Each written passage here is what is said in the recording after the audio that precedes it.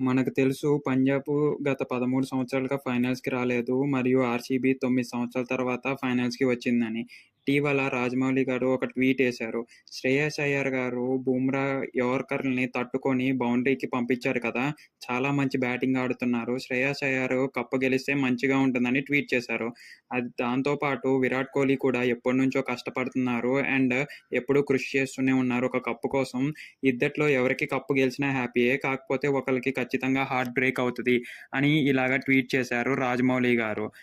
ఈ ట్వీట్ చూసిన ఫ్యాన్స్ అందరూ ఒకళ్ళకి సంతోషంగాను, ఒకళ్ళకి బాధగాను ఉంది. టు బీ ఫ్రాంక్ ఎవరు గెలుస్తారో, ఎవరు ఓడిపోతారో అనేది మనమైతే ఇప్పుడే చెప్పలేం కానీ, ఈట్లి సంఘీభావాలు మాత్రం మంచిగా ఉన్నాయనైతే చెప్పాలి.